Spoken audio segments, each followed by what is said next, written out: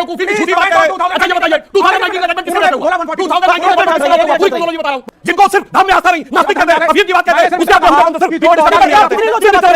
ये इतना बचकाना और बेहुदा बयान है कि जब मामला हाई कोर्ट में जाता है तो सेशन कोर्ट की प्रोसीडिंग के साथ जाता है, सुप्रीम कोर्ट में जाता है तो हाई कोर्ट की प्रोसीडिंग के साथ जाता है। ऐसा नहीं हवा में एकदम सुप्रीम कोर्ट बोल देता है। इसलिए मैं आपको लगातार कोर्ट के जजमेंट कोट कर रहा था। 2019 का भी जजमेंट कैसे हुआ? जब 2010 का जजमेंट इस आधार पे आया हाई कोर्ट का कि 2003 में वहां खुदाई करवाई गई, एक सबूत निकला, उसके आधार के ऊपर सुप्रीम कोर्ट ने कहा क्योंकि सत्य के तथ्य बड़े मजबूत होते हैं, चाहे झूठ कितना भी बड़ा हो, लेकिन सत्य को बिगाड़ नहीं सकता। यही है रामलला का मंदिर। सीधी सी बात यह है।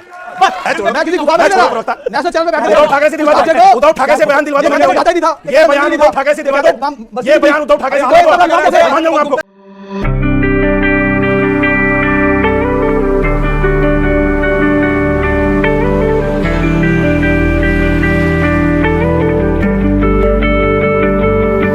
फर्क समझाइए ना, फर्क बताता हूं। फर्क समझाइए क्या होता है कि खुदाई में नीचे कुछ दिखे। आज मैं आपसे कहता हूं 6 दिसंबर 92 से पहले वहां पे कोई ढांचा था, इसका कोई पुरातात्विक सबूत आज नहीं है। सिर्फ डॉक्यूमेंट्री एविडेंस है, सिर्फ लिटरेरी एविडेंस है, आर्कियोलॉजिकल एविडेंस नहीं है।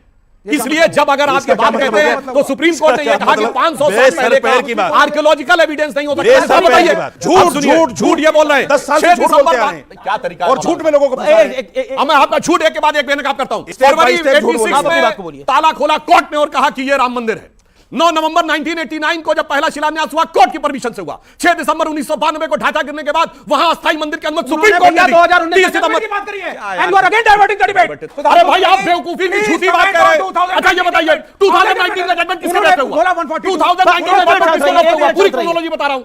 जिनको सिर्फ धर्म में आस्था नहीं, नास्तिक कहते हैं, अफीम की बात कहते हैं, उसके आप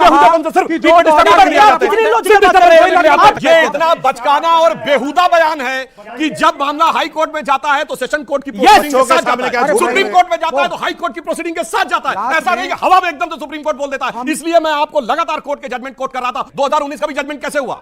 जब 2010 का जजमेंट इस आधार पे आया हाई कोर्ट का कि 2003 में वहां खुदाई करवाई गई, एक सबूत निकला, उसके आधार के ऊपर सुप्रीम कोर्ट ने कहा जजमेंट है क्या? ये बोलो, आधार मत बोलो। जजमेंट क्या है? 140 क्या जजमेंट? बोलो क्या? एक सेकंड देखा कि बोलेगा बस हो गया। जजमेंट मंदिर बना है, ये जजमेंट की कोई चीज नहीं बोलेंगे। बस ये जजमेंट है। बिल्कुल सही, बिल्कुल सही। नमस्कार भाई साहब, सब हां बिल्कुल हां सही है, बिल्कुल सही।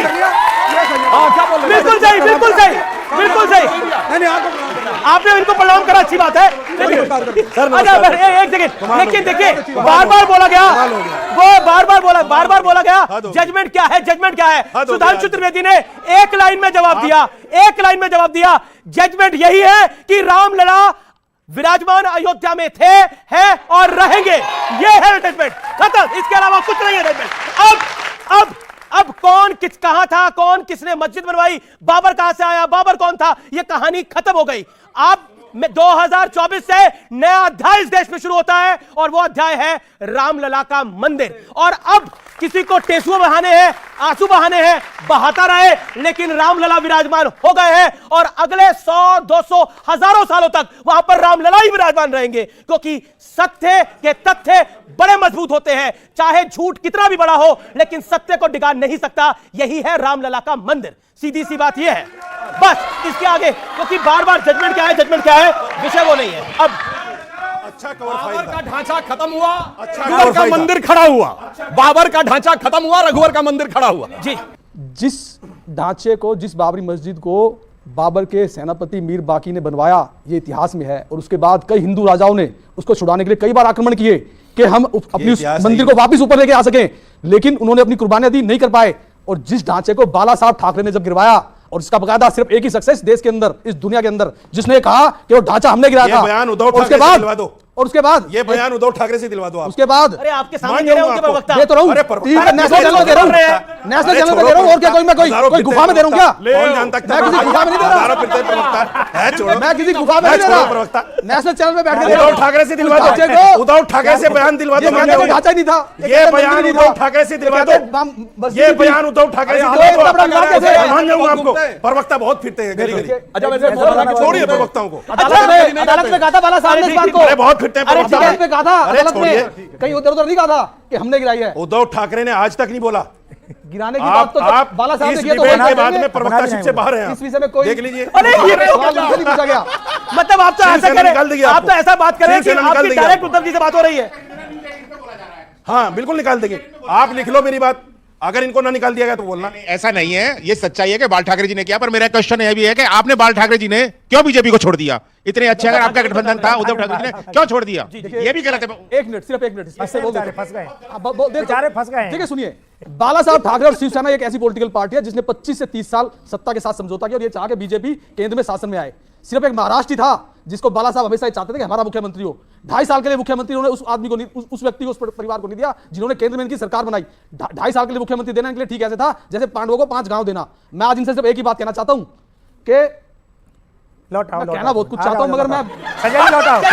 एक गाने के मजमून को शेरशारी में कह रहा हूं। ये देखिए एक गाने के मजमून को इसे कहते हैं लाचारी। एक गाने के मजमून को इसे शेरशारी में कहते हैं लाचारी। क्या कह रहे हैं आप? एक गाने के मजमून को शेरशारी ये में कहना बहुत कुछ चाहते हैं, मगर आप लौट प्रवक्ता है चले, बेचारे। ये गाना गा रहे हैं, आप लौट चले।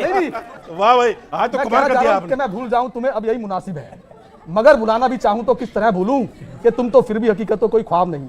जी जहां तो दिल का ये आलम है कि क्या कहें तुमसे, भुला सका ना मैं वो सिलसिला भी जो था ही नहीं, वो एक ख्याल जो आवाज तक गया ही नहीं, वो एक रब जो तुम में हमें कभी रहा ही नहीं, मुझे याद वो सब भी जो कभी हुआ ही नहीं। अगर ये हाल है दिल का तो तुम मुझे बतलाओ कैसे उद्धव जी फोन उठाए और तुम्हें बतलाएं बीजेपी को कि तुम कितने हमारे अपने हो या सर, नहीं। ये इंडिया गठबंधन का तो आज काम खराब हो गया है, आप लोगों का बहुत दिक्कत हो गई है। सुधांशु जी, नहीं, मतलब मुझे दिक्कत नहीं इंडिया लगता। गठबंधन को देखिए, नहीं हमारे है, देश में दिक्कत ये बसते हैं। आपका क्या लेना हिंदुत्व देना को मानने वाली दो आप क्या पॉलिटिकल बताते हैं पार्टियां बीजेपी के साथ? हैं, बीजेपी और तो बात शिवसेना, करो, और तीसरा है अब कौन? क्या आप देखिए, अब कोई नहीं है बता तीसरा रही और। है। बात तो अब सही मतलब है। इनडायरेक्टली उद्धव ठाकरे की पार्टी के नेता कह रहे हैं कि हमें अपने साथ अब आप ले लीजिए। नहीं, ले लीजिए नहीं कह रहा हूं मैं, हम ले लीजिए, ले लीजिए। क्या कह रहे हैं? मैं ये नहीं कह रहा हूं ले लीजिए, मैं तो ये कह रहा हूं कि वो भाई, मैं तो ये कह रहा हूं कि वो भाई जिसने अरे कहना 25 क्या साल चाहते हो? जिसने एक मिनट रुकिए, अरे कहना आपका क्या काम नहीं चाहते है, हो भाई? आप पीछे बिना बात बताइए। मैं वो तो ये देख कह रहे हैं रहा आप, हूं एक कि जिस वीडियो बाला को साहब कहना ने, क्या चाहते हो भाई? अभी सुनिए, आप दे रहा हूं, आप बीच मत आइए। मैं तो ये कह रहा हूं कि जिस बाला साहब ने और बीच में तो ठाकरे हम परिवार ने और शिवसेना ने 25 से 30 साल सत्ता के साथ समझौता किया, उनको आपको 2.5 साल के लिए मुख्यमंत्री दे देना चाहिए था। बन तो गए 2.5 साल, अब बताइए अब तो अब क्या? 5 साल बने, लेकिन आपके समर्थन से तो नहीं बने। देखिए, बाला साहब ठाकरे जी का ही यह समझौता था जब हम 117 और ये 167 लड़ते थे कि जिसकी ज्यादा संख्या होगी वही मुख्यमंत्री बनेगा। ये बाला साहब ठाकरे जी के समय का था, जबकि हम कम लड़ते थे, हमारी इनसे दुगनी सीटें थी। ऐसा कहीं पर वो नहीं था। चलो कोई बात नहीं, क्या राम आज के- का विषय, चलिए, मैं कह रहा हूं, एक राम के मिनट, नाम पर आप लोग राम के बोलते नाम पे हैं मैं क्या? कहना चाहता हूं, भगवान राम के लिए, राम राज्य के लिए रामचरितमानस में एक चौपाई है कि बैर न कर काहू संग कोई, राम प्रताप विषमता खोई। किसी से कोई बैर नहीं है और राम के प्रताप से विषमता भी समता में बदलती हुई दिखाई पड़ रही है। इसके लिए मैं मानूंगा ये भी राम का ही प्रताप है। और इधर आप देख रहे हैं जिन मैं एक लोगों बात कहना ने, चाहता अब हूं। सुनिए, जिन मैं लोगों ने, सुधांशु जी को गले लगाना चाहता हूं। सुनिए, राजनीति के बंदे जिन लोगों ने, सुनिए, राम राज्य बनने पर, क्योंकि हमारा तो मुद्दा ही है। जी को पता होगा, कोई मुद्दा नहीं डिबेट था खत्म होने से पहले इस्तीफा लेना चाहते हो ऐसा मैं क्या? शांति से, इस्तीफा क्या? जी, कागज रिजार्व बदलने का फर्क पड़ता है। जी जी जी रावण युद्ध में परास्त हो गया था तो उसके लिए भी कहा गया है, जगत विदित तुमरी प्रभुताई, सुत परिजन बल बरन न जाई। क्या तुम्हारा स्टेटस था और तुम्हारे खानदान का क्या स्टेटस था, परंतु राम विमुख असहाल तुम्हारा, रहा न को कुल तारन हारा। ये 0 सीट पे आ गए, वो 1 सीट पे उत्तर प्रदेश में आ गए, क्योंकि इस देश में सदैव से कहा गया है, जो मीराबाई को तुलसीदास जी ने लिख के दिया था, जाके प्रिय न राम वैदेही तजिए ताहि कोटि बैरी सम यद्यपि परम सने।